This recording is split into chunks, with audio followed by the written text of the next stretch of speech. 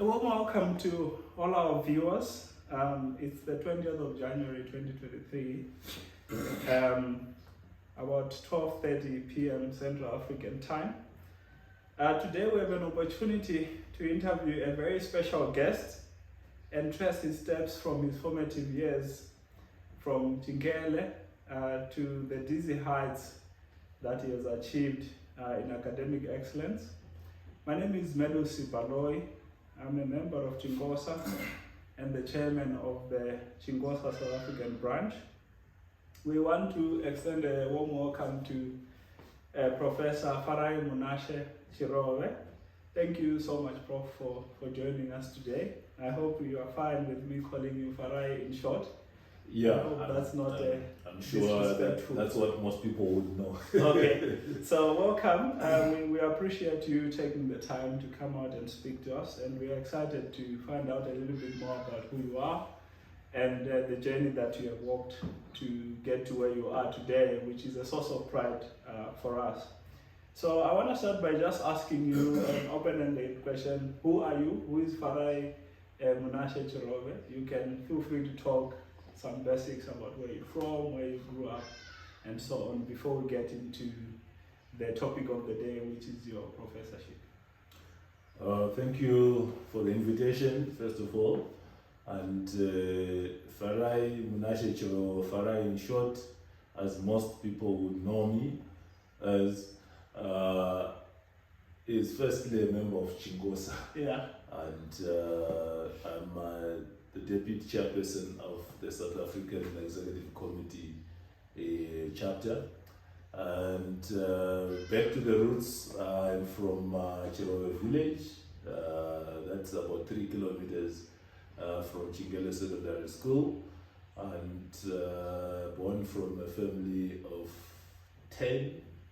Okay, that's a big family. It's a big family, and I'm the 7th born out of the 10. Of course, we are now 8 left, but that's how big it is from one father and one mother. Right. Still, both of them still surviving. Also, a family man of one wife and 2 children. One a teenager girl, and the other one who is still in grade 1. Basically, I grew up in that space of Chirove village, Chingele, got educated in Malisanga Primary School, 4 kilometers away every day. Chingele Secondary for my secondary education, 3 kilometers one way every day. So I say a lot, but that's that's how I can identify myself. It has to come back to the Chingele society. Right. Yeah. No, thank you for that. Now, before I delve into the early years at Chirove and at Chingele Secondary School in particular, I'd like to start with the reason why we are here. You are now a professor at the University of Johannesburg in South Africa. Yeah. Can you tell us a little bit about when did you become a professor? And I don't know how this works, but when you got the news that you are going to be getting the professorship, how did you feel about that? And so when did you become a professor, and what was your feeling at the time when you heard you're going to become one? Right, so I was appointed associate professor of applied mathematics at the University of Johannesburg on the 1st of October 2022. So this is just a recent appointment. And just like any achievement, there's something that just happens. And on this day when the news came, I was sitting in my office and consulting with the students, and for the first time they saw a baby jumping in front of the chair, and they were surprised, what's happening? Okay, you won't understand, but it's all good news. So and after that I had a moment of freezing. Wow. I couldn't process anything. I knew it's real, but I couldn't process. Is it really happening? Right. And then came to when I went home, I could not even speak to my wife. I just showed her the message from the phone. and everyone was happy. And after 2 or 3 days, that's when I thought of calling my parents. So it was just a moment where you get confused of the happiness that is coming because of the acknowledgement of what you have done so far in the area of applied mathematics. And from such an institution with high ranking, it means a lot. Right. In that regard. So that's how I reacted to the news. I was confused, but after some time, I started acknowledging that it's happening. No, well done and congratulations. I think for us as the Chingosa family, we're quite happy about that. We're excited. Often, when you find out that there's someone who's from the same village as you achieving great things, it's a source of pride and inspiration. So we are quite proud of you, and thank you for that. I'm going to come back to the professorship in terms of the process. How does it work, where you get there? But before I go to that, I want to go back to the beginning, to Chingale Secondary School. I want to find out, how was your time at the school? And what actually drove you to eventually follow the path that is not usually taken, the path of mathematics. We know it's a very tough field, and you are there now. So can you talk to me a little bit about that, your time at the school, the Chingosa Secondary School, and what inspired you to go into mathematics? Right, so I joined Chingosa Secondary School in 1994, obviously for my Form 1. I was just young, focused, and also sometimes playful, like any other. Nothing to know about what the future will become. All we knew was education is important. So there I am, first term, you meet with students from all over other schools. I was coming from Alisanga as the best student from Alisanga. There were also other best students from other areas. Yeah. And first term, it was on coursework, or I just found myself on number 4, something that was unusual because all my primary education I used to be the best student. I was just used to that. And then something just triggered in me. I was like, no, this cannot happen. And from then on, afterwards, it was history. I was just on the top sheet. And as you do that, top 5 was very competitive. Right. There were very competitive guys in our class. And no matter what happened, I just found myself at the top. How I did it, I think God will explain that. I don't know.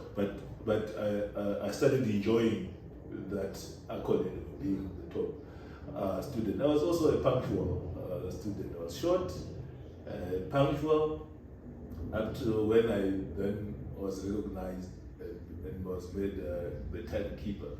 And every other lesson I was keeping the school bell. It was an honor to just have that accolade.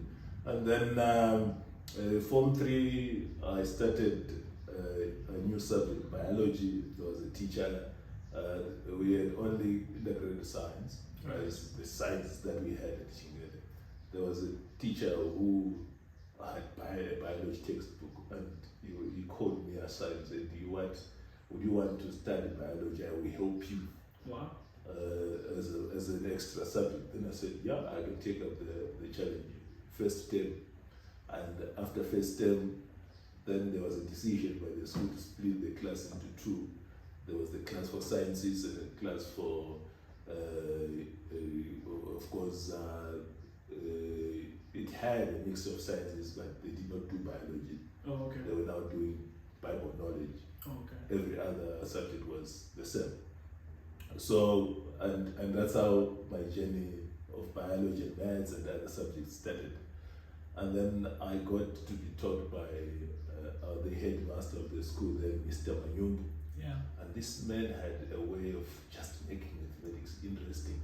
And I started just to feel more interest. And at the end of the day, there's a point where you will just come and say, I will be away. I want you to go to class and just discuss this. These are the issues that you need to take care of. And I started just sharing with other kids. Not knowing by doing so, I'm also getting much better. And after that, he was one person who was instrumental for me to go to Edom. So among other things, this is the journey at Chingele, and also with mathematics as part of the journey, how the interests were developing. So that's basically who I was at Chingele. I was just an enthusiastic young man who was just learning and enjoying, and of course, being the top student, you basically want to do more. Yeah. You don't want anyone to take the position, and that competition kept me going. Yeah, no, that's interesting, because I also had the privilege of being taught by the same gentleman, Mr. Manyumbu, and most of the viewers might actually concur with us that he's an inspirational guy. Yeah. He's passionate about mathematics, and when he's teaching you, you get the feeling that this is something that you can do. Yeah. So even my own interest of mathematics was also enhanced by him. So I think it's a great thing to hear you say that. Yeah. And also just kudos to him for what he has done when he was at the school. Now, once you left Chingele, can you trace the steps for me? Because it's quite difficult to come from a rural village, a small school like our school. We are proud of our school, but we know where it's at. To become a professor at a major university in a major economy in Africa. So can you trace the steps from there until you go to UJ? Right. So after completing my O-level, being the best student again, during those days, there was a selection process that would happen at the provincial level, I guess, so that you will just be given a letter of invitation to go to this high school for your A-levels. So mine came, and I was actually given a place to do commercials at Lundi High School. And Mr. Manyumbu is the one who carried the good news, and he did not just do that only to me. He went home to my parents to show them, and as a way of encouraging them to get me to the boarding school. But coming from a humble background, my parents could not afford. So the dreams of going to Lundi were shattered. Oh my! But he kept on poking them. But they told him, you can see, we are struggling. We don't have anything. So then I also started thinking, and I said to them, may you allow me to visit my sister, who was at Tamaraganaga Clinic.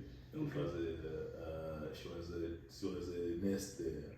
So I had to go and just have a chat with her. So I took a bicycle. Then I was taking care of my father's cattle, so he had to tend to the cattle, and I cycled to the clinic. I told her my story. Then she said, look, I have a room that I'm renting, but I use it Mondays when I go for my salaries. But I pay for it. If we do this, go to Hippo Valley High School, look for a space, for a place there. If you get it, then you can stay in my room and walk to Hippo Valley. It's like, oh, that's a good idea. She gave me money to go to Chirove. I took my bus from Chingele. I went, and with a letter of recommendation from Mr. Manyumbu himself, he knew the headmaster at Hippo Valley. He knew the headmaster at Chirove Christian Secondary, because that's where he came from. He gave me recommendation letters for both. So I started with Hippo, because Hippo was this school. So I went to Hippo Valley. Then they said, we are full in sciences, but we can give you arts, Shona, literature, and history. I didn't even like those subjects. You were not going to take that role. Then I told them, thank you for your place, but I'm not coming back again here. Then the same day I walked back and went to Chirove Christian School. I found a very long queue of people, students who were looking for places. It was a little bit late. And then the deputy headmaster just said, please display your results. And then out of that whole queue, there were two people, myself and another lady. So, and he was saying, where were you when we were given some people who did not deserve some places? Please go to my office right now. Wow. So he pulled the two of us, and then he just said, what do you want to do? I told him, I want to do maths, biology, and geography. He says, no, geography is full. Do maths, biology, and economics. And I just took it. And by Monday, we were in class. After a week, I went back and said, I still need my geography.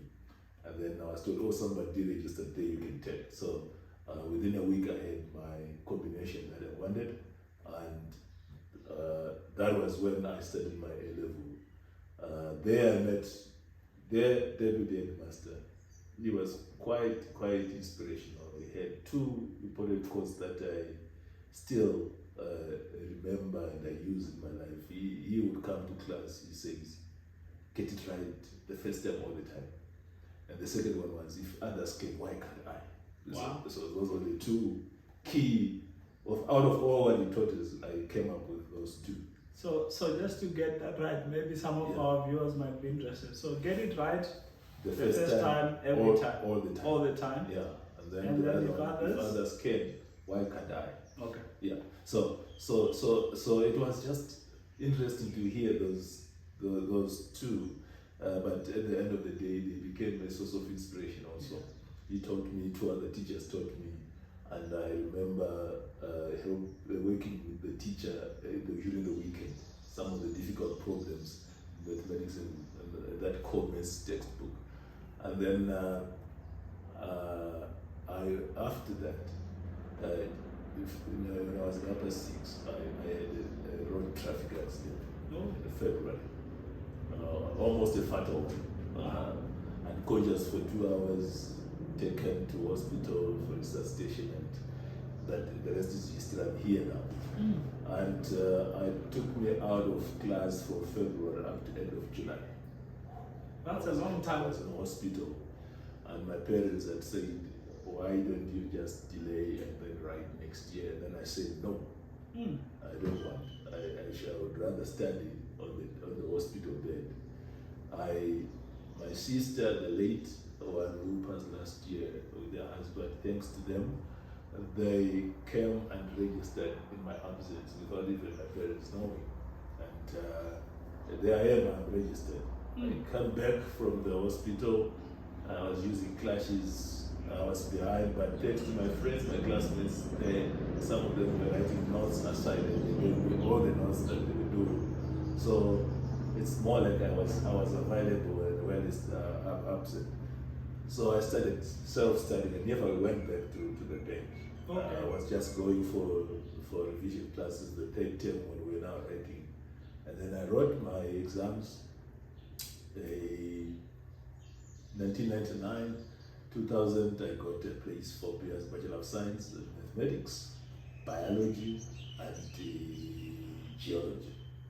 Now, I have now developed too much passion for biology, but with natural interest in maths. Right. So I wanted to be a biologist, big time. I was just a mathematician. Right. So there was this structure at University of Zimbabwe. So you got admitted to use that? Yes. All right. So I went to University of Zimbabwe. I had been given a place also at Bindura, but it was a University of Science Education. Then I didn't want to necessarily be a teacher, but then I'm a teacher now. I went in there because I wanted to be a biologist. Right. And to be specific, either wildlife biology or microbiologist. Those were my targets. Then you do a Bachelor of Science, 3 subjects, the first year. But in the second year, you drop 1 and do 2. And then you go third year with these 2. So you then have... you specialize? Yeah, okay.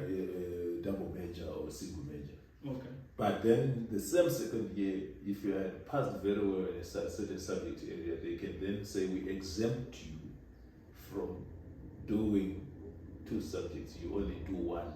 Okay. But what that meant was you were now going to do a Bachelor of Science honors straight. Okay. And within the same 3 years.